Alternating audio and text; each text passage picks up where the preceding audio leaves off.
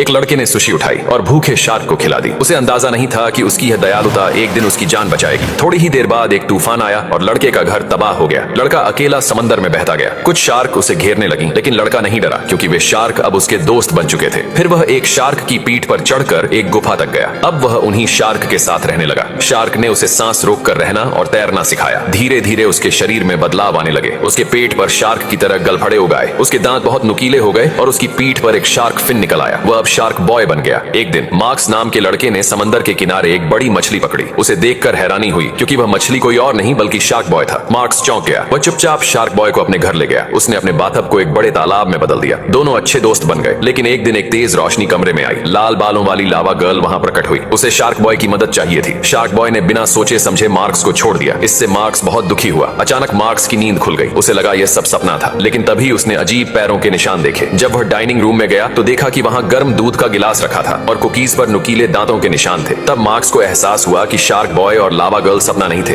अगले दिन उसने यह बात अपने दोस्तों को बताई, लेकिन किसी ने विश्वास नहीं किया। सबने उसका मजाक उड़ाया और कागज की गेंदें फेंकी। यहाँ तक कि टीचर ने भी उसे डांटा। स्कूल के बाद कुछ बदमाश बच्चों ने उसका नोटबुक छीन लिया और उसमें कुछ उल्टा पुल्टा लिख दिया। मार्क्स बहुत गुस्से में आ गया और उसने वह नोटबुक फेंक दी। तभी तेज हवा चली और सब लोग झुक गए। अचानक शार्क बॉय और लावा गर्ल दीवार तोड़कर क्लासरूम में घुस गए। टीचर ने सिर बाहर निकाला। लावा गर्ल की गर्दन 360 डिग्री घूम गई। वे दोनों मार्क्स को ढूंढ रहे थे। सब बच्चे एक ही दिशा में इशारा करने लगे। लावा गर्ल ने एक टेबल उठा ली। मार्क्स डर गया और जमीन पर बैठ गया। उन्होंने मार्क्स से कहा कि वे एक एलियन ग्रह को बचाने जा रहे हैं और उसे उनकी मदद करनी होगी। मार्क्स पहले डर गया, लेकिन फिर टीचर और दोस्तों के प्रोत्साहन से वह मान गया। पहली बार वह शार्क के आकार वाले स्पेसशिप में बैठा और अंतरिक्ष की ओर चल पड़ा।